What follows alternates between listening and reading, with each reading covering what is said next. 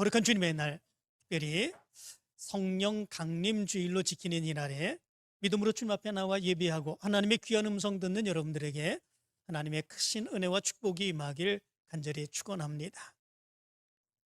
오늘은 성령 강림 주일입니다. 마가의 다락방에서 오순절에 뜨겁게 기도하던 120명의 제자들에게 성령이 강력하게 임하게 되죠. 바람처럼, 그리고 불처럼, 그리고 볕처럼 갈라지며 거기에 있는 모든 성도들에게 가득히 임하게 되고, 그리고 그 성령의 강림의 역사를 체험한 그런 제자들이 다른 언어, 즉 방언으로 말하기를 시작하는 이런 역사가 일어나게 되고, 그리고 그들이 담대하게 하나님의 말씀을 증거하는 그런 역사가 일어나게 됐죠. 이것을 기념하는 절기가 성령 강림 주일입니다. 이날에 여러분들에게도 성령 강림의 역사가 임하게 되길 간절히 축원합니다. 여러분들의 심령에도 뜨거운 불붙는 마음 허락해 주시고, 그리고 그 마음과 믿음으로 하나님의 귀한 역사를 이루어가게 되길 간절히 축원합니다. 우리 믿음의 사람들은 예배를 드릴 때 하나님의 말씀을 꼭 듣습니다. 우리 믿음의 사람들이 예배를 드릴 때만 되면 하루에도 몇 번을 예배를 드리든지 그 말씀을 듣는 이유는 어디 있겠습니까?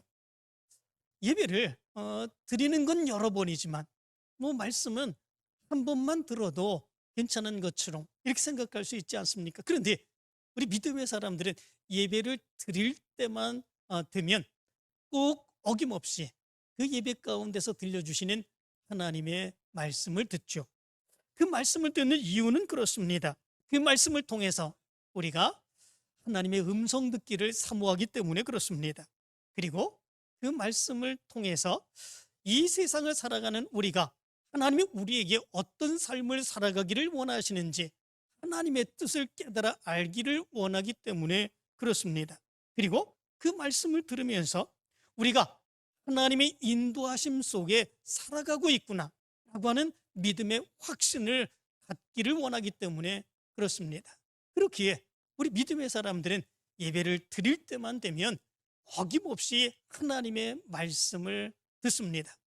그 말씀을 들을 때에 우리의 마음은 어떠해야 될까? 그것은 하나님의 말씀을 듣고자 하는 열망, 그리고 그 말씀을 듣고 깨닫기를 간절히 사모하는 사모함, 그리고 하나님의 놀라운 능력의 역사가 우리 가운데도 나타나기를 원하는 믿음의 확신, 이런 마음을 가지고 우리가 하나님의 말씀을 들을 수 있는 이 모습이 있어야 되겠지요. 그런데 이런 생각을 해봅니다. 말씀을 듣는 것과 말씀을 들을 때의 성령의 역사, 이것은 어떤 연관성이 있을까? 말씀을 전하는 사람은 말씀을 전하면 됩니다. 말씀을 듣는 사람은 말씀을 들으면 되죠. 그런데 그 말씀을 전하는 자와 말씀을 듣는 자 속에서 역사하는 성령, 그 성령의 역사는 어떤 연관성을 가지고 우리에게 역사할까라고 하는 것입니다. 요한일서 4장 15절의 말씀 가운데 보면 누구든지 예수를 하나님의 아들이라 시인하면 하나님이 그의 안에 거하시고 그도 하나님 안에 거하시느니라, 이렇게 말씀해 주고 있습니다. 우리가 예수를 그리스도라고 시인하면 하나님의 성령이 우리 안에 들어와 내주하시며, 내주한다고 하는 것은 우리 속에 들어와 거하신다라고 하는 의미죠. 그리고 역사하신다 말씀해 주고 있습니다. 그리고 이것을 믿음으로 받아들이고 성령께서 내 안에 역사하시며 인도하시는 대로 살아가고자 하는 것, 이것이 성령 충만이죠. 성령 충만이라고 하는 것은 바로 우리 안에 무엇인가 뜨거워지고, 그리고 어떤 엄청난 기적 같은 것이 일어나고, 이런 것들이 성령 충만이 아니라 내 안에서 내주하는 성령께서 역사하여 주시고 인도하여 주시는 대로 내가 믿음으로 살고자 하는 뜨거운 믿음의 열망으로 그 말씀대로 살아가는 것, 이것을 성령 충만이라 이렇게 이야기를 합니다. 성령 충만하면 말씀을 전하는 자와 말씀을 듣는 자에게 놀라운 역사, 놀라운 변화가 나타나게 됩니다. 말씀을 전하는 사람은 성령의 강권적인 역사에 의해서 자기가 좋은 말을 행하는 것이 아닙니다. 은혜스러운 말을 행하는 것이 아닙니다. 웃기는 말을 행하는 것이 아닙니다. 성령 충만하면 내 속에서 역사하시는 성령의 충만함의 역사에 따라 하나님의 마음을 압니다. 하나님의 뜻을 압니다. 그리고 내 생각과 내 뜻대로 전혀 다른 그런 모습이 있다고 할지라도 하나님이 기뻐하시는 것, 하나님이 우리에게 전해주시기를 원하시는 그 말씀을 전하게 되는 이런 역사가 일어나게 됩니다. 그리고 그 말씀을 들을 때에 저들이 하나님의 음성 듣고 저들의 삶이 변화될 것이라고 하는 믿음의 확신을 가지고 담대하게 그 말씀을 전하게 되는 그런 역사가 일어나게 됩니다. 말씀을 듣는 사람에게 성령 충만하게 되면 어떤 모습들이 있어지겠습니까? 내가 좋아하는 말만 듣는 것이 아닙니다. 때로는 우리가 다른 사람들의 강의를 들을 때는 내가 좋아하는 말 듣기를 원합니다. 재밌는 말 듣기를 원합니다. 웃기는 말 듣기를 원합니다. 내 마음을 감동시키는 그런 말을 듣기를 원합니다. 그런데 성령이 우리 속에서 뜨겁게 역사할 때는 내가 듣기를 원하는 그런 말씀을 듣는 것이 원하는 것이 아니라 하나님께서 우리에게 어떤 말씀을 하실까? 하나님께서 나에게 말씀하시는 그 말씀으로 인하여 나는 지금 여기에서 어떻게 결단하며 그 말씀대로 살아갈까? 그것을 사모하며 그 말씀을 듣게 되는 역사가 일어나게 됩니다. 그리고 그렇게 말씀을 들을 때에 하나님의 말씀의 놀라운 능력의 역사가 그 말씀을 듣는 성도들에게 나타나게 되는 것이죠. 오늘 성경 말씀 2장 14절의 말씀을 보면은 성령 강림의 역사를 체험하고 성령 충만한 베드로와 사도들이 함께 서서 이렇게 외칩니다. 유대인들과 예루살렘에 사는 모든 사람들아, 이 일을 너희로 알게 할 것이니 내 말에 귀를 기울이라. 이렇게 말합니다. 오순절 절기를 지키기 위해서 예루살렘에 순례하기 위해서 온 많은 사람들에게 이렇게 얘기를 하죠. 너희가 법 없는 자의 손을 빌려 못 박아 죽였다. 이렇게 얘기합니다. 누구를 못 박아 죽였다는 것입니까? 예수 그리스도를 못 박아 십자가에 죽였다라고 하는 거죠. 그러나 이 예수를 하나님이 살리신지라 우리가 다 이 일의 증인이로다, 그렇게 얘기를 합니다. 그런즉 이스라엘 온 집은 확실히 알지니 너희가 십자가에 못 박은 이 예수를 하나님이 주와 그리스도가 되게 하셨느니라, 이렇게 말씀을 합니다. 그리고 성령의 역사를 설명하면서 얘기를 하죠. 누구든지 주의 이름을 부르는 자는 구원을 받으리라, 이렇게 말씀을 전합니다. 그런데 사실 이 말을 전할 때에 이 말은 그렇게 듣기 좋은 말은 아니지요. 무엇 때문에 그렇습니까? 너희가 죄인들의 손을 빌려 죄 없는 예수 그리스도를 죽였다라고 하는 말, 이 말은 듣기에 따라서 정말 분노할 수 있는, 싸우자고 덤벼들 수 있는 그런 말 아니겠습니까? 그런데 이 사도들은, 베드로는 이 말씀을 증거할 때에 이 말을 전하면, 분명히 이 말을 전하면 너희들이 하나님이 보내신 예수 그리스도 그 사람을 죽였는데 이게 가능한 일이냐, 너희들이 잘한 일이냐, 이렇게 책망하는 그 말을 들었는데 이 말을 들을 때에 저 사람들이 이 말을 듣고 기분이 상하겠다, 좀 분노하겠다, 나에게 대들겠다, 아마도 이렇게 생각할 수도 있는 그런 모습들이 있겠지요. 말씀을 전하면서 그거 모르는 사람이 어디 있겠습니까? 그런데 사도들은 그럼에도 불구하고 이 말씀이 저들에게 듣기에 좋은 말인지 아닌지, 이 말씀이 저들이 받아들일 수 있는 말인지 아닌지, 이것을 생각해 보고 말씀을 전한 것이 아니었습니다. 무엇 때문에 그렇습니까?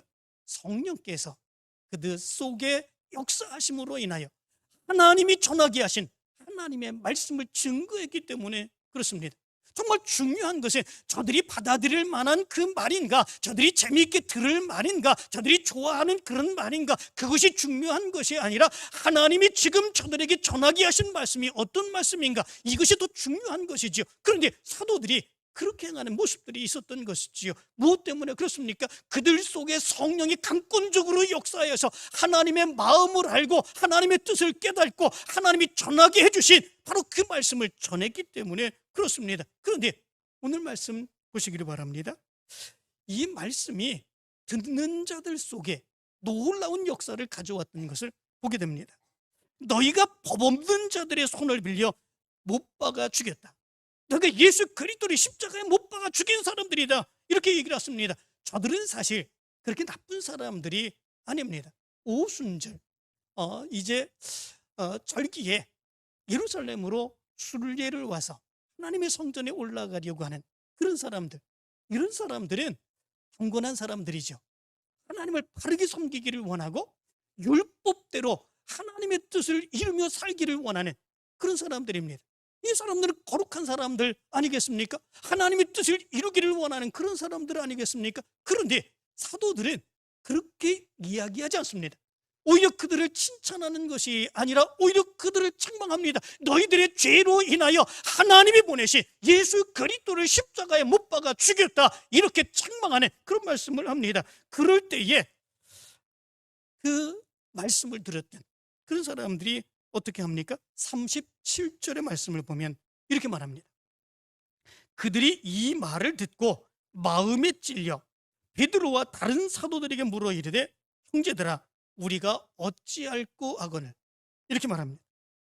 그들이 베드로의 말씀을 듣고 분노한 것이 아닙니다. 감정이 격하여 대든 것이 아닙니다. 우리가 그렇게 나쁜 짓을 했다, 우리가 그렇게 해서는 안 되는 짓을 우리가 했다, 이제 우리가 어떻게 해야 되느냐. 오히려 그들이 울부짖으며 사도들에게 엎드리는 이런 모습들이 있게 됩니다.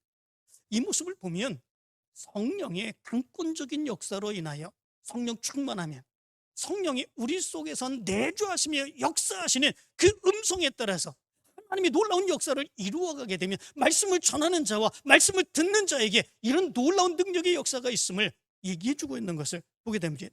말씀을 전하는 사람들은 세상 사람들이 어떤 말을 듣기를 원하는가, 그 듣기를 원하는 말을, 재미있는 말을 전하는 것, 그것을 목표로 하지 않습니다. 꼭 이 시간에 하나님이 전하시기를 원하시는 말씀, 그 말씀이 어떤 말씀인가? 하나님이 내 입술을 벌려서 그 말씀을 전하게 하시고 저들이 하나님의 뜻을 따라 살게 하려고 하시는 그 말씀이 어떤 말씀인가, 그것을 담대하게 아무리 어려움이 있다고 할지라도 그 말씀을 증거하게 되는 이런 역사가 일어나게 됩니다. 말씀을 듣는 사람도 그 말씀을 들을 때에 내가 듣기를 싫어하는 말을, 또 내가 정말 저 소리를 들으면 분노할 수밖에 없는 바로 그런 말, 그런 말씀을 들을 때에도 저것이 하나님이 내게 전해주시는 말씀이다, 저 말씀을 듣고 회개하고 하나님의 뜻대로 하나님의 역사를 이루며 살게 하시는 하나님의 음성이다 라고 하는 것들을 받아들이게 되는 이런 역사가 일어나게 됩니다. 어떻게 그런 역사가 일어날 수 있게 되겠습니까? 성령의 역사입니다. 우리 속에서 역사하시는 성령의 역사가 바로 그 말씀을 듣게 하고 전하게 하고 받아들이게 하고 변화되어서 하나님의 뜻을 이루며 살아가게 되는 이런 엄청난 역사가 일어나게 된다라고 하는 거죠. 그러면 이들이 신앙생활 오래 했고 또 하나님의 말씀을 들을 수 있는 성숙한 믿음의 사람들이기에 이렇게 된 것이 아니냐, 이렇게 생각해 볼 수 있죠. 그러나 사실 그렇지 않습니다. 예수님의 제자들도 마찬가지지요. 예수님의 제자들이 예수 그리스도를 믿은 지 얼마나 되었습니까? 3년밖에 되지 않았습니다. 예수 그리스도를 믿고 예수 그리스도를 따라다니며 훈련받은 지 3년밖에 되지 않았습니다. 그것도 예수 그리스도를 따라다니며 자기의 목적을 이루기 위해서 예수 그리스도를 따라다니는, 그래서 예수님으로부터 책망을 받는 이런 모습들이 바로 이 제자들의 모습 가운데 있었죠. 그리고 베드로의 말씀을 들었던 이 사람들은 어떻게 된 것입니까? 이들도 예수 그리스도를 믿은 지 오래된 것이 아닙니다.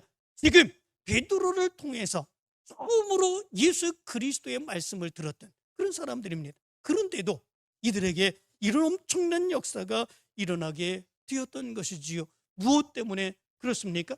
성령의 놀라운 역사입니다.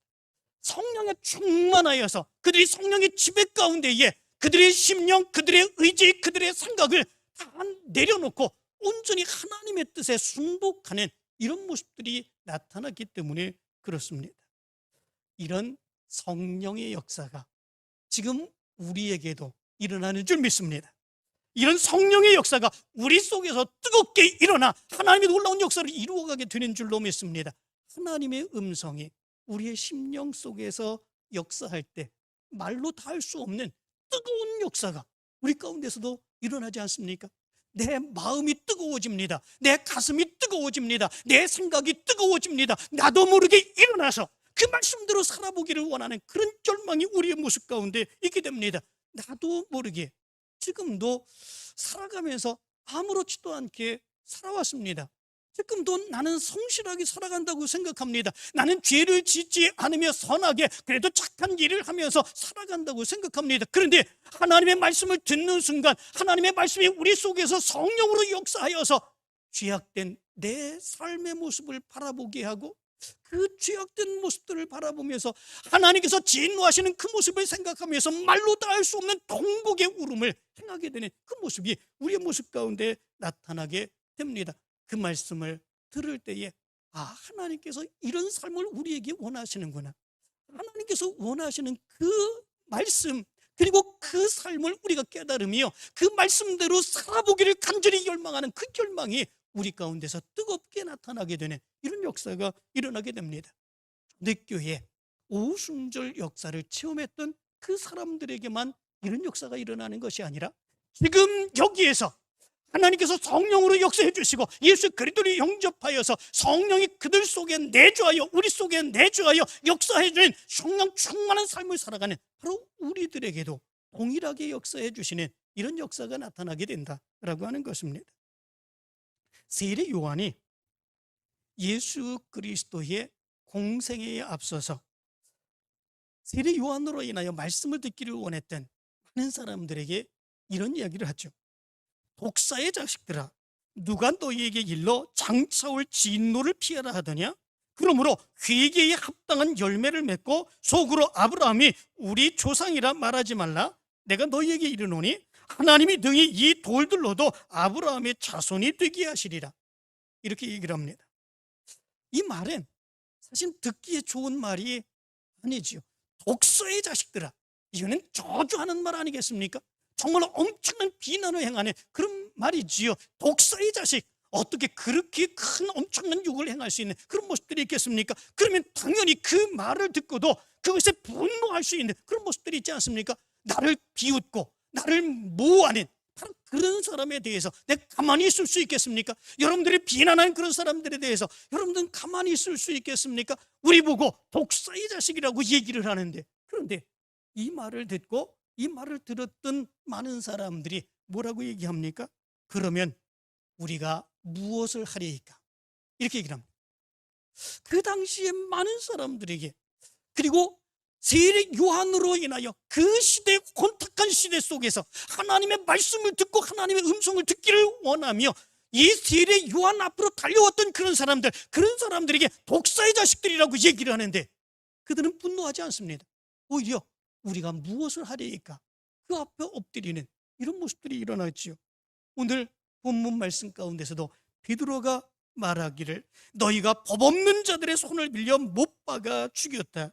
너희가 십자가에 못 박은 이 예수를 하나님이 주와 그리스도가 되게 하셨느니라. 이렇게 이야기를 했습니다. 이렇게 비난했습니다. 이렇게 조롱했습니다. 너희들이 거룩하고 경건하게 산다고 그러지만 사실은 너희들이 죄인들이다. 너희들 때문에 예수 그리스도가 죽였다. 아니, 너희가 예수 그리스도를 십자가에 못 박아 죽였다. 이렇게 아주 강하게 저들을 비난하며 이야기하는 이 소리에 그들이 마음에 찔려서 베드로와 다른 사도들에게 형제들아, 우리가 어찌할꼬, 이렇게 얘기를 했습니다. 형제들이라고 얘기합니다. 사실은 형제라고 얘기를 하지 않지요. 예수 그리스도를 믿는 사람들 때로는 비난하고 조롱하고 예수 믿는 사람이라고 그렇게 얘기했던 그런 모습들이 있지 않습니까? 그런데 이제 그 말씀을 듣더니 그들이 변화되기 시작합니다. 말씀을 증거하는 사도들에게 형제들아 얘기를 합니다. 그리고 우리가 어찌할꼬 이렇게 울부짖습니다.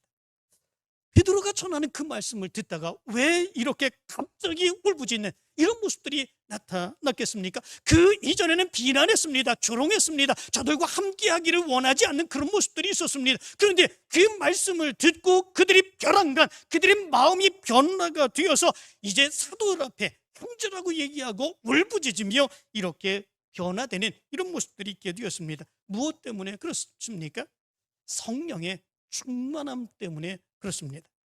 성령의 충만함 속에 성령께서 그들의 마음 속에 역사하시니까, 그들의 마음을 주장하시니까, 바로 지금까지 그들이 옳다고 생각하며 살아왔던 그 모습들이 하나님이 보시기에 얼마나 죄악된 삶인가, 하나님이 얼마나 큰 진노를 행하시는 그런 삶의 모습인가, 저들의 삶의 모습이 완전히 산산조각나고 무너지게 되는 이런 체험을 행하게 되는 이런 모습들이 있게 되었던 거죠. 그것은 하나님이 원하시는 삶이 아니다 라고 하는 것을 분명하게 깨닫는 순간, 그러면 어떻게 살지? 라고 하는 거죠. 지금까지 내가 옳다고 생각하며 살아왔던 이 삶, 그런데 하나님이 그것을 진노하시고 이렇게 비난하시고 책망하시는 그런 모습들이 있는데, 그렇다면 이제는 나는 어떻게 살아가야 되지? 바로 이 모습이 바로 베드로의 말씀을 들었던 그 수많은 사람들 속에 나타났던 그런 말씀이었던 것을 보게 됩니다. 그러면 이 말씀을 듣다가 성령의 놀라운 능력의 역사를 이렇게 체험할 때에 어떻게 해야 될까라고 하는 것입니다. 어떻게 해야 될까? 그냥 단순하게 울부짖는 것, 그것으로 끝나서 그러면 될까? 참 난 감동을 많이 받았다. 정말 내 마음이 뭉클해지고 지금까지 이렇게 살아왔던 그 삶을 내가 살아서는 안 되겠구나, 이런 마음을 내가 가졌다. 이것으로 끝나야 되겠습니까? 그러나 사도 바울은 그렇게 우리가 어찌 알고 이렇게 울부짖는 그 사람들에게 그 말씀에 대한 응답으로서 너희들이 이렇게 살아가야 된다 말씀해 주고 있는 것을 보게 됩니다. 2장 38절을 보면 이렇게 말합니다. 너희가 회개하여 각각 예수 그리스도의 이름으로 세례를 받고 죄 사함을 받으라. 그리하면 성령의 선물을 받으리니. 이렇게 말씀해 주고 있습니다. 어떻게 살아가야 된다라고 하는 것이겠습니까? 먼저 회개해야 된다, 이렇게 이야기를 하고 있습니다. 이상하지 않습니까? 지금 여기 모여서 그 말씀을 듣는 사람들은 다 울부짖으며 회개하는 사람들입니다. 내가 잘못했습니다. 지금까지 이것이 옳은 줄 알고 이렇게 살아왔었습니다. 내가 잘못했습니다. 이제는 어떻게 살아가야 될까요? 그들이 생각하며 회개하고 있는 중에 있습니다. 그런데 베드로는 또 뭐라고 얘기합니까? 회개하라. 너희가 회개하여, 이렇게 말씀해 주고 있습니다. 그런데 이 회개하라고 하는 말은 우리가 단순히 감정적으로 이렇게 뉘우치는 것하고는 완전히 다른 그런 말인 것을 보게 됩니다. 우리가 하나님의 말씀을 들을 때는 뉘우치는 건 참 잘합니다. 깨닫는 거는 참 잘합니다.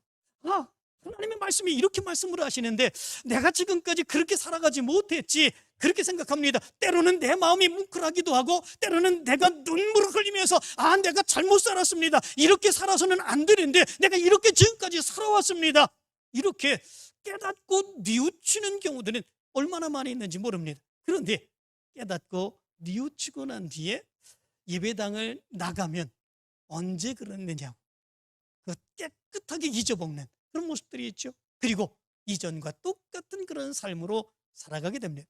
이거는 회개가 아니죠. 그냥 단순하게 뉘우치는 겁니다. 세상 사람들도 다 그렇게 하면서 삽니다. 자들이 자기가 지은 죄에 대해서 뉘우치고 잘못했다 얘기하고 살아갑니다. 그런데 우리 믿음의 사람들에게 있어서 회개라고 하는 것은 그렇지 않습니다. 여기 말씀 가운데 보면 회개하라라고 하는 말은 메타노에오라고 하는 말입니다. 이 말은 돌이키다 라고 하는 의미를 가지고 있습니다.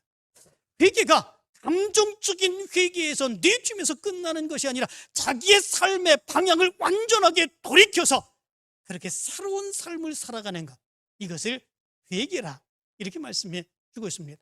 우리의 삶에 이 모습이 있어야 된다 하는 거죠. 성령 충만함 속에, 성령의 인도하심 속에 살아가는 사람들, 그 사람들 속에서는 반드시 회개하며 돌이키는 그 삶의 모습이 있어야 된다라고 하는 거죠. 이전에 죄악된 삶의 모습에 다시 살아서는 안 된다라고 하는 겁니다. 이제는 또 중요한 것, 내 안에 하나님께서 계시며 역사하시며 말씀을 들려주시는데 그 말씀대로 살고자 하는 뜨거운 믿음의 결단의 모습이 바로 우리 가운데 있어야 된다라고 하는 거죠.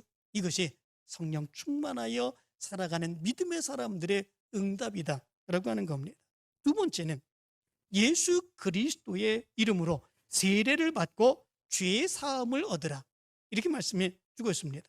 38절에서 베드로는 이렇게 말하지요. 각각 예수 그리스도의 이름으로 세례를 받고 죄의 사함을 받으라, 이렇게 말씀해 주고 있습니다. 예수의 이름으로 세례를 받고 죄의 사함을 받는 것, 이것은 무엇이겠습니까? 예수 그리스도를 내 주인으로 섬긴다라고 하는 것입니다.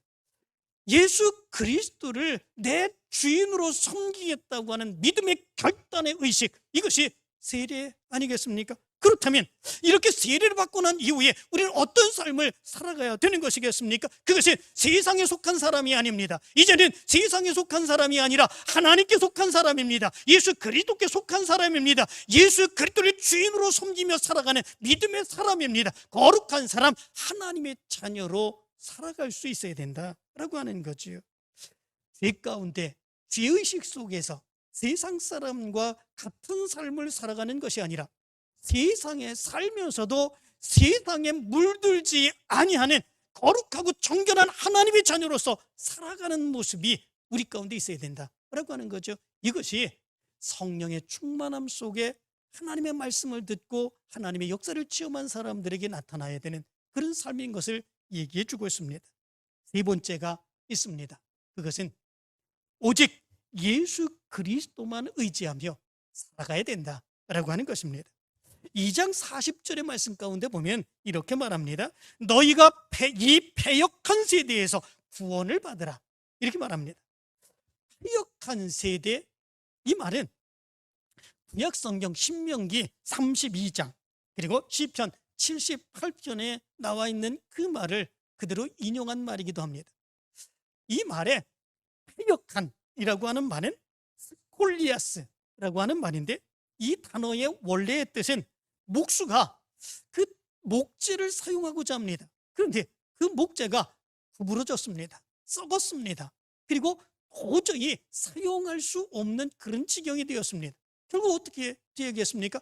목수가 사용하려고 나무 목재를 가져왔는데 구부러지고 썩어버리고 사용할 수 없는 지경이 됐기에 그런 나무들은 결국 버릴 수밖에 없게 되는 거죠. 바로 그런 나무를 일컬을 때에 패역한 스콜리아스라고 하는 단어를 사용했다고 그럽니다. 그런데 그 단어 패역한 세대라고 하는 말은 누구를 향해서 일컫는 말이겠습니까? 이스라엘 백성들을 향해서 일컫는 그런 말입니다. 왜 이런 말을 사용했을까? 그것은 이스라엘 백성들이 하나님의 은혜를 받고 하나님의 은혜를 깨달았으면서도 하나님을 온전하게 섬기지 아니하는 삶을 살았기 때문에 그렇습니다. 그들이 얼마나 많은 하나님의 은혜를 받았습니까? 애굽에서 하나님이 출애굽시켜 주셨죠. 광야 40년의 삶 가운데서 만나와 메추라기로 먹여주시고, 그리고 구름 기둥과 이제 불 기둥으로 이스라엘 백성들을 인도해 주시는 하나님의 놀라운 능력의 역사가 있었죠. 하나님께서 은혜 베풀어 주시지 않았다면 이들은 가나안 땅에서 살 수 없었을 겁니다. 그러나 그런 엄청난 하나님의 은혜를 받았음에도 불구하고 이스라엘 백성들이 가나안 땅에 들어왔을 때 그들은 하나님을 섬기지 않았습니다. 오히려 우상을 숭배했습니다. 바알을 섬겼습니다. 아세라를 섬겼습니다. 가나안 사람들이 섬겼던 수많은 우상들을 숭배하는 이런 모습들이 있게 되었죠. 이 모습을 하나님이 보실 때에 어떤 것이겠습니까? 정말 쓸모없는 그런 존재들이다, 이렇게 볼 수밖에 없는 것이지요. 패역한 자들이라 이렇게 볼 수가 있는 것이지요. 그래서 이 사도 베드로는 이렇게 말합니다. 너희가 이 패역한 세대에서 구원을 받으라. 이 패역한 이스라엘 백성들처럼 살아가지 말고 구원받은 성령의 인도하심을 받는 믿음의 사람으로 살아라, 이렇게 말씀해 주고 있는 것을 보게 됩니다. 우리의 삶도 마찬가지지 않겠습니까? 우리도 마찬가지로 그런 모습들이 얼마나 많이 있는지 모릅니다. 우리는 하나님의 은혜를 받고 믿음으로 살아갑니다. 그런데 우리의 믿음 가운데서는 하나님만 섬기며 예수 그리스도만을 의지하며 살기를 간절히 원합니다. 그런데 세상을 살다 보면 그렇게 녹록하지 않습니다. 우리의 삶에 어떻게 그렇게 많은 문제들이 생기는지, 이렇게 문제 저렇게 문제, 때로는 건강의 문제, 자녀의 문제, 사업의 문제, 그렇게 조금 괜찮아진다 싶으면 또 다른 문제가 터지는 그런 모습들이 우리의 모습 가운데 얼마나 많이 있는지 모릅니다. 그럴 때에 우리는 하나님만 섬기는 그런 모습에서 흔들릴 때가 얼마나 많이 있는지 모릅니다. 내가 하나님만 섬기는 게 옳은가? 혹시 다른 데 가서 좀 이렇게 이제 뭐 이렇게 해보는 것도 괜찮지 않을까? 좀 내 앞일이 어떤 일들이 일어날지 좀 알아보고 거기 좀 의지하는 게 좋지 않을까 생각되는 그런 모습들이 얼마나 많이 나타나는지 모릅니다. 이 모습이 누구의 모습과 똑같습니까? 이스라엘 백성들의 모습과 똑같다라고 하는 거죠. 때로는 수많은 문제 속에서 하나님만 의지하지 못하며 살아가는 바로 그 모습, 배역한 세대의 그 모습이 우리의 모습 가운데서도 나타날 때가 많이 있다라고 하는 거지요. 그러나 성령의 충만함 속에, 성령의 인도하심 속에 살아가는 믿음의 사람들은 어떻게 살아가야 된다는 것입니까? 성령께서 원하십니다. 성령께서 이끌어 가십니다. 성령께서 하나님의 놀라운 능력의 역사로 함께하여 주십니다. 그 사실을 믿으며 우리가 한결같은 믿음으로 온전히 예수 그리스도만 바라보며 믿음으로 살아갈 수 있는 그 모습이 있어야 된다라고 하는 거지요. 이것이 하나님의 말씀을 듣는 사람들에게 나타난 말씀에 대한 반응이다라고 하는 거죠. 사랑하는 성도 여러분, 오늘 성령 강림 주일입니다. 이 성령 강림 주일에 성령의 놀라운 능력의 역사가 여러분들 가운데도 임한 줄 믿습니다. 여러분들 속에도 성령께서 역사하시며 인도하시며 말로 다 할 수 없는 하나님의 능력의 역사를 부어주시는 줄 믿습니다. 이제 여러분들도 회개하고 결단하고 지금의 삶에서 돌이켜 온전히 예수 그리스도만을 섬기며 하나님의 뜻대로 살기를 열망하여 하나님의 크신 역사를 이루어가게 되기를 간절히 축원합니다.